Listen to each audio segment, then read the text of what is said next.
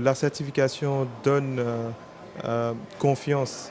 Donc c'est un gage de confiance pour les clients et les parties intéressées de la présidence, en ce que cette direction concernée a mis en place des processus qui lui garantissent la fiabilité des services et la satisfaction derrière de ses usagers et de ses partenaires. Voilà, et c'est donc la certification est un processus tout à fait impartial et indépendant, donc qui est le résultat d'abord d'un travail interne effectué par la DMG, donc en faisant l'effort de formaliser tous ces processus pour les activités concernées, de faire l'effort aussi de donner des objectifs de performance à atteindre, puisque nous évaluons effectivement les performances. Et derrière, il y a eu une mission d'audit qui a été conduite par donc, des auditeurs internationaux qui viennent passer du temps donc, avec la DMG dans les locaux pour évaluer sur la base des critères, donc des critères d'audit. En l'occurrence ici, c'est la norme ISO 9001. Ceci répond à un besoin d'efficience, de qualité, mais aussi de transparence. La directrice l'a rappelé tout à l'heure, il est assez rare de voir quand même un service comme celui de la présidence aller dans ce sens. Oui, c'est tout à fait inédit. Vous savez que la présidence, il n'y a pas d'institution dessus en général dans nos pays, et même pour n'importe quel pays. Donc c'est une institution assez qui est régalienne. Maintenant, qu'une direction en charge de la présidence décide d'avoir un regard extérieur d'une tierce partie qui n'a aucun intérêt, aucune attente particulière par rapport à ce que vous faites. Donc de se soumettre à l'exercice d'un regard extérieur, de donner son avis sur la gestion au regard des critères des standards internationaux, en l'occurrence ici l'ISO 9001, qui est la norme la plus répandue par le monde. Et donc c'est vraiment salutaire. Je pense que c'est quelque chose qui est à saluer et qui va donner donc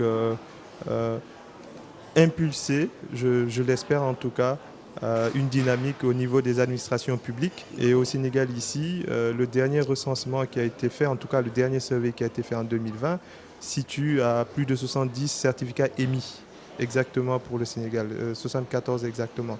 Donc vous voyez sur la présidence qui est une administration publique et qui, de surcroît est une direction en charge de la présidence, c'est tout à fait inédit de se donner à cet exercice qui est encore volontaire, je le rappelle. Donc c'est vraiment salutaire. 74 certifications, disons, émises, c'est quand même assez insignifiant, si je peux ainsi le dire. Qu'est-ce qu'il faudrait peut-être pour booster cela, en tout cas inciter justement ces structures à aller vers cette démarche? Dans d'autres pays,